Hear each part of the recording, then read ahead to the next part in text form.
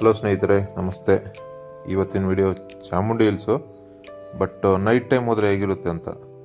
ಹಿಂದಿನ ವಿಡಿಯೋಲಿ ನೋಡಿದ್ದೀರಾ. ನಾವು ಆಲ್ಮೋಸ್ಟ್ ನಂಜನಗೂಡು ಮುಗಿಸ್ಕೊಂಡು ಬಿಡೋ ಅಷ್ಟೊತ್ತಿಗೆ ನಮಗೆ 6:30 ಹತ್ತಿರ ಆಗಿತ್ತು. ಈಗ ಒಂದು 30 ಮಿನಿಟ್ಸ್ ಏನೋ ಅಲ್ಲಿಂದ ಹತ್ರನೇ ಚಾಮುಂಡಿ ಬೆಟ್ಟ. ಸೊ ಎಷ್ಟು ನಮಗೆ 45 ಮಿನಿಟ್ಸ್ ಏನೋ ತೋರಿಸ್ತಿತ್ತು ಅಲ್ಲಿಂದ. ಸೊ ಅಲ್ಲಿಂದ ಹೊರಟ್ರಿ, ಇನ್ನೇನು ಕ್ಲೋಸ್ ಆಗಿಬಿಟ್ಟಿರುತ್ತೆ ಅಂದ್ಕೊಂಡೇ ಬಿಟ್ರಿ. ಬಟ್ ಹಂಗಿಂದ ಬರೋವಾಗ, ನಂಜನಗೂಡಿಂದ ಬರೋವಾಗ ನೀವು ರಿಂಗ್ ರೋಡ್ ಕಡೆಯಿಂದನೇ ಅಟ್ಯಾಚ್ ಆಗುತ್ತೆ ಹಿಲ್ಸ್ಗೆ. ಅಲ್ಲಿಂದ ರೋಡು ಆಲ್ರೆಡಿ ಕ್ಲೋಸ್ ಆಗಿತ್ತು, ಗೇಟೆಲ್ಲ ಲಾಕ್ ಆಗಿತ್ತು. ಸೊ ಅಲ್ಲಿಂದ ಜನನ ಕೇಳಿದ್ರೆ ಮತ್ತೆ ಹೇಗೆ ಹೋಗೋದು ಅಂತ. ಸೊ ಅವ್ರು ಸಜೆಸ್ಟ್ ಮಾಡಿದರು ಸಿಟಿ ಒಳಗೆ ಹೋಗಿ ಅಲ್ಲಿಂದ ಎಂಟ್ರಿ ಇದೆಯಲ್ಲ ಅಲ್ಲಿಂದ ಹೋಗಿ ಅಂತ.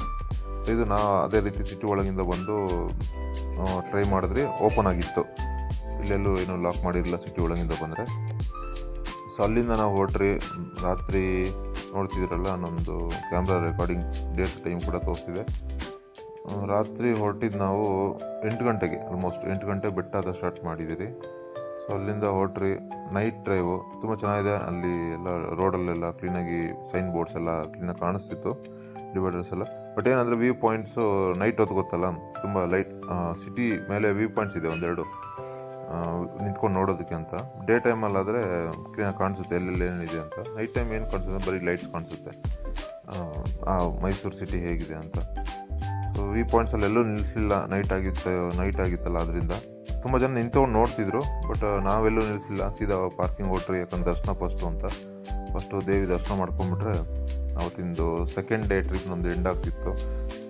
ಈ ದರ್ಶನ ಮುಗಿಸ್ಕೊಂಡು, ಚಾಮುಂಡಿ ದೇವರ ದರ್ಶನ ಮುಗಿಸ್ಕೊಂಡು ನಾವು ಹೊರಟಿದ್ದೆ ಮೈಸೂರು ಝೂ ಹತ್ರ ಎದುರುಗಡೆನೇ ಇರೋ ಒಂದು ಹೋಟ್ಲ್ ಬುಕ್ ಮಾಡ್ಕೊಂಡ್ರಿ ನಾವು. ಅಲ್ಲೇ ನಾವು ಸ್ಟೇ ಮಾಡಿದ್ರಿ. ಡೇ 3 ವಿಡಿಯೋ ನಾನು ನೆಕ್ಸ್ಟ್ ರಿಲೀಸ್ ಮಾಡ್ತೀನಿ. ನೆಕ್ಸ್ಟು ಡೇ 3 ವಿಡಿಯೋಲ್ಲಿ ನಾನು ತೋರಿಸೋದು ಮೈಸೂರು ಝೂ. ತುಂಬ ದೊಡ್ಡ, ತುಂಬ ನೋಡೋದಿದೆ ಅದರಲ್ಲಿ, ತುಂಬ ಪ್ರಾಣಿಗಳು ಇತ್ತು. ಸೊ ಅದು ನೆಕ್ಸ್ಟ್ ವಿಡಿಯೋಲ್ಲಿ ತೋರಿಸ್ತೀನಿ. ಸೊ ಇದು ನಂದು ಚಾಮುಂಡಿ ಬೆಟ್ಟ ಹೊರಟ್ರಿ. ಸೊ ನಾವು ಅಂದ್ಕೊಂಡ್ರೆ ನೈಟ್ ಟೈಮ್ ಹೆಂಗಪ್ಪ ಯಾರೂ ಇರಲ್ವೇನೋ ಅಂತ. ಬಟ್ ತುಂಬ ವೆಹಿಕಲ್ಸ್ ಹೋಗ್ತಿತ್ತು. ಸ್ವಲ್ಪ ದೂರ ಕ್ರೌಡ್ಲೆಸ್ ಇತ್ತು. ಹೆಂಗೆ ಹೋಗೋದು, ಯಾವ ಕಡೆ ಡೈರೆಕ್ಷನ್ಸು ಅಷ್ಟೊಂದು ಗೊತ್ತಾಗ್ತಿರಲಿಲ್ಲ. ಬಟ್ ಓಕೆ, ಸೈನ್ ಬೋರ್ಡ್ಸ್ ಇರೋದ್ರಿಂದ ನಮಗೆ ಏನು ತೊಂದರೆ ಆಗಲಿಲ್ಲ. ಮತ್ತು ಯಾವುದೇ ರೀತಿ ಅಪಾಯನೂ ಇಲ್ಲ ಈ ಟೈಮಲ್ಲಿ. ನಾನು ಕೇಳಿದ ಪ್ರಕಾರ ದೇವಸ್ಥಾನ 9 ಗಂಟೆವರೆಗೂ ಓಪನ್ ಇರುತ್ತೆ ಅಂತ ಅಲ್ಲಿನ ಜನಗಳ ಹತ್ರ ಕೇಳಿದ್ದು. ನಾವು ಆಲ್ಮೋಸ್ಟ್ ಹೋದ್ರಿ. ನಾವು 8:30 ಅಷ್ಟೊತ್ತಿಗೂ ಹೊರಟೋದ್ರಿ ಅನಿಸುತ್ತೆ. ಹೋಗಿದ ತಕ್ಷಣ ಅಲ್ಲೇ ನಾವು ಪಾರ್ಕಿಂಗ್ ಸ್ಪೇಸ್ ಇದೆ, ಇದು ಸೀದಾ ಪಾರ್ಕಿಂಗ್ ಹತ್ರನೇ ಹೋಗುತ್ತೆ ಈ ರೋಡು. ಪಾರ್ಕಿಂಗಲ್ಲಿ ನಾವು ಕಾರ್ ಹಾಕಿ ಅಲ್ಲಿಂದ ಹೊರಟ್ರಿ ದರ್ಶನಕ್ಕೆ ಇಮಿಡಿಯೇಟಾಗಿ. ಇನ್ನೇನು ಆಲ್ಮೋಸ್ಟ್ ರೀಚ್ ಆಗ್ತಿದ್ದೆ ನಾವು ಪಾರ್ಕಿಂಗಲ್ಲಿ ಎಂಟ್ರಿ ಹೋಗಿದ ತಕ್ಷಣ ಏನೋ ಪೇ ಮಾಡೋದಿಲ್ಲ. ರಿಟರ್ನ್ ಬರೋವಾಗ ಪೇ ಮಾಡಬೇಕಾಗತ್ತೆ, ಪಾರ್ಕಿಂಗ್ ಚಾರ್ಜಸ್ ಇರುತ್ತೆ ನಾಮಿನಲ್. ಸೊ ಎಲ್ಲ ಗೊತ್ತಿರೋದು. ಅದನ್ನು ಬಿಟ್ಟರೆ ನೈಟ್ ಟೈಮ್ ಹೋದರೆ ಜಸ್ಟ್ ದೇವಿ ದರ್ಶನಕ್ಕೆ ಅಂತ ನೀವು ಹೋಗೋದಿದ್ರೆ night time okay.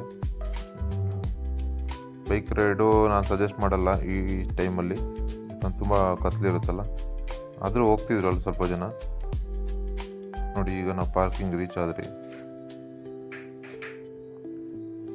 Parking area open ಇತ್ತು, ತುಂಬ ಕ್ರೌಡಿ ಇತ್ತು. ನೋಡಿ, ಎಷ್ಟೊಂದು ವೆಹಿಕಲ್ಸ್ಗಳು ಆಲ್ರೆಡಿ ಇದ್ದಾವೆ, ಎಲ್ಲ ಕಡೆನೂ ಪಾರ್ಕಿಂಗ್ ಕ್ರೌಡ್ ಆಗಿತ್ತು. ಸೊ ಹಾಗೆ ಎಲ್ಲ ಹುಡುಕ್ಬಿಟ್ಟು ನಾವು ಪಾರ್ಕ್ ಮಾಡಿದ್ರಿ.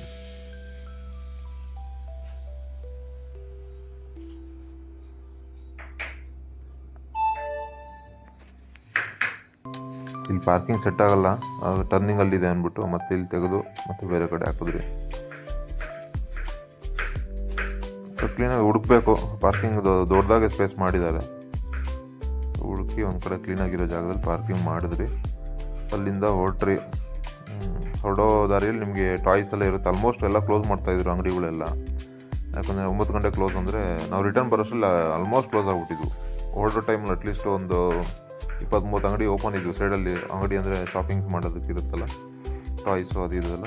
ಸೊ ನಡ್ಕೊಂಡು ಹೋಗೋದು, ನೀವು ಪಾರ್ಕಿಂಗಿಂದ ದೇವಸ್ಥಾನ ಕಡೆ ನಡ್ಕೊಂಡು ಹೋಗೋದಾರೆ, ಇಲ್ಲೆಲ್ಲ ಫುಲ್ಲು ಕಂಪ್ಲೀಟ್ ಅಂಗಡಿಗಳು ಇರುತ್ತೆ. ಸೊ ಅಲ್ಲಿ ಹೋಗೋ ಟೈಮಲ್ಲಿ ಅಟ್ಲೀಸ್ಟ್ ತೆಗೆದಿದ್ವು.